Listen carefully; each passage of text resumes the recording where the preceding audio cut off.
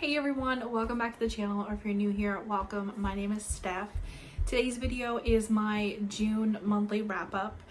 I've got to be honest, I did not read as many books as I wanted to, and I think this is the lowest amount of books I have read in a month, but I didn't want to skip my reading wrap-up.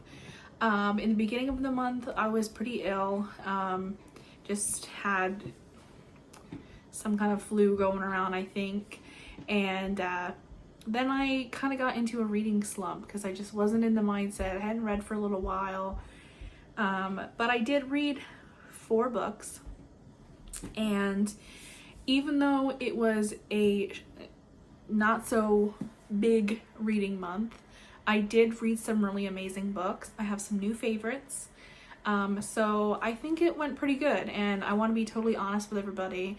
And I don't want to say I read something when I didn't. I don't want to say I read this many books when I did not. So I did read. Get right into the video. Let's chat about all of these books. This is obviously going to be a bit of a shorter video than I normally do for reading wrap-ups, but nonetheless, it's going to be a good one.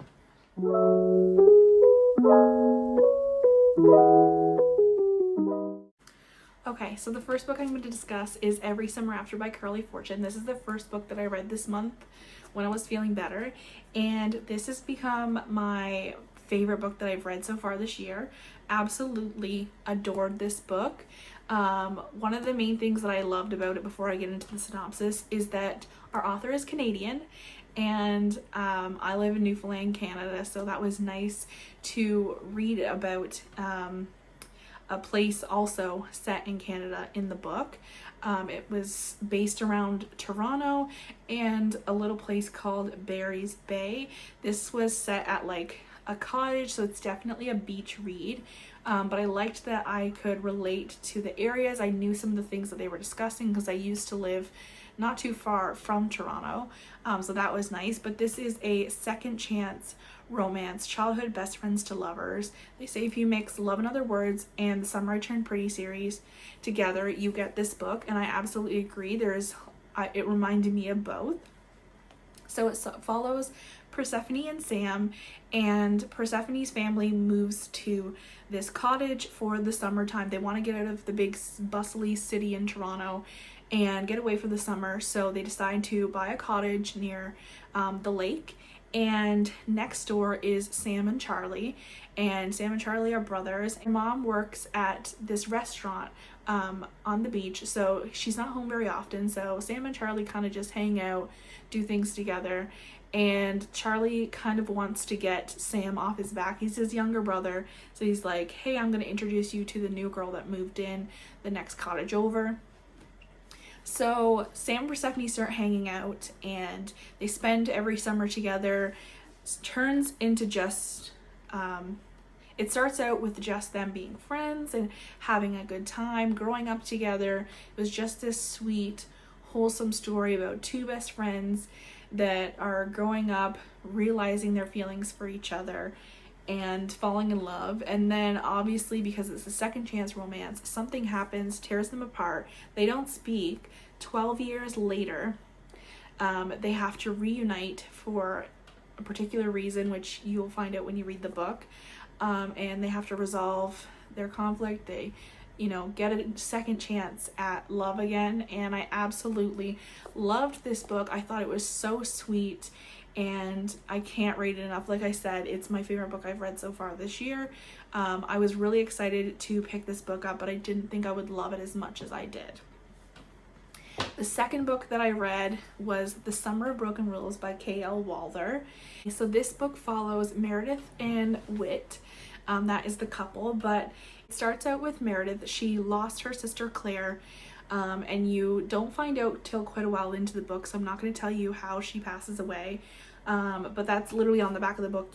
I'm not spoiling anything by saying that. So her sister passes away, and it's a little while later she gets invited to her cousin Sarah's wedding at Martha's Vineyard.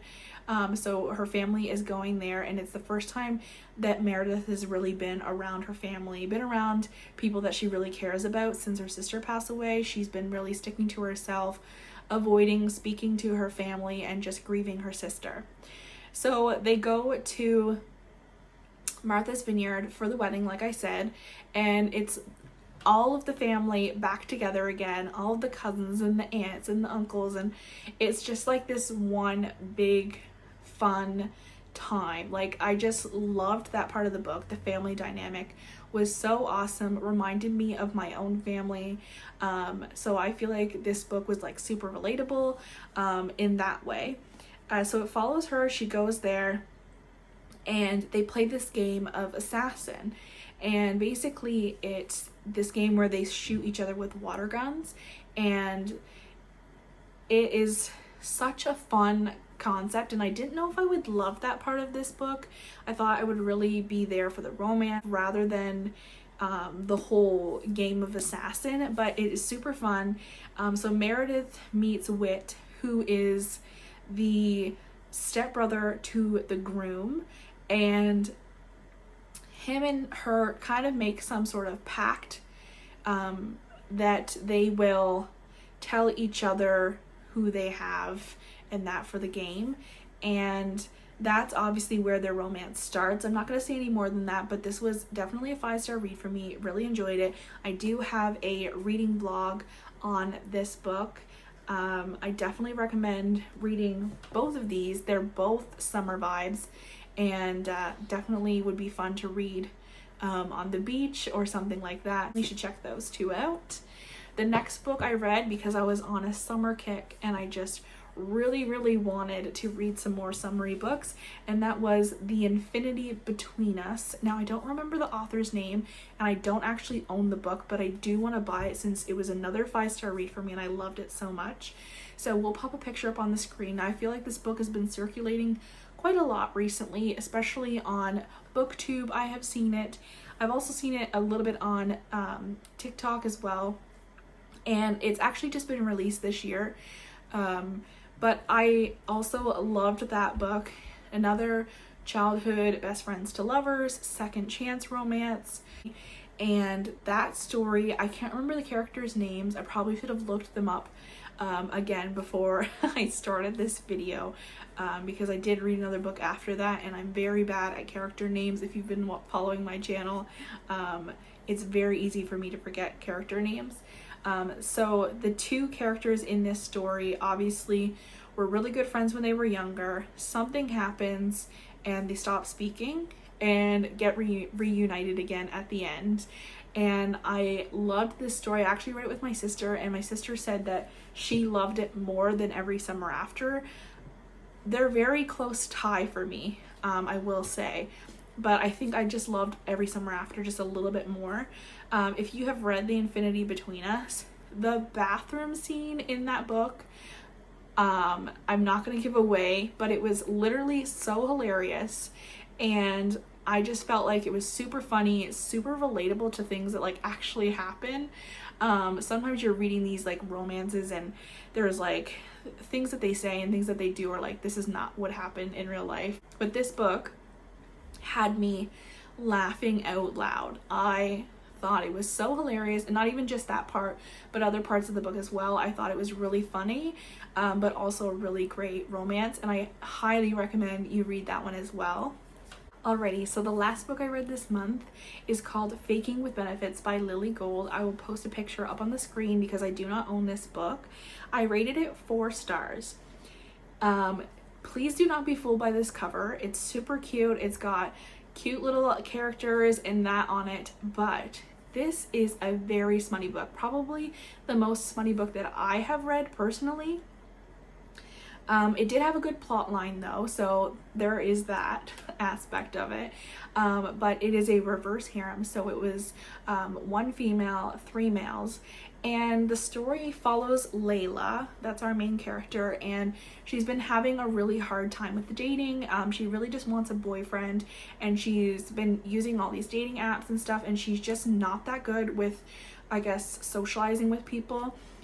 So it follows, like the first page follows our main character Layla. She's out on a date, and the guy actually wants to get away so badly that he escapes out the window in the bathroom at the restaurant, And it just so happens that these three guys that live across the hall from Layla at her apartment, so the one guy that's there, I think his name is Luke, and then there's two others.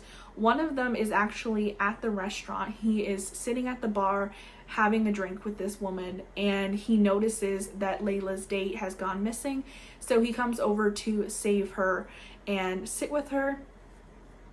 When Layla gets home, she's kind of talking to her roommates about how she is really bad at dating and she would love somebody to coach her and fake date her. So this has fake dating in it, and that's the main reason why I picked up this book, because I absolutely love fake dating. She asked her three roommates to teach her how to date and all that kind of stuff. Everything that kind of comes with relationships and just how to talk to guys a bit more and keep them interested, I guess. So she asked them, and first they're like, no, like that's not gonna happen. And then they agree to it.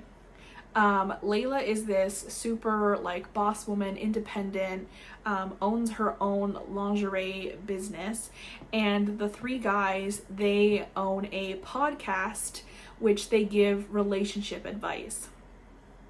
So obviously there's this fake dating arrangement between her and the three guys, and in return she has this segment on their podcast where she comes in and talks about how the relationship is going and all of that. Obviously it turns into something more.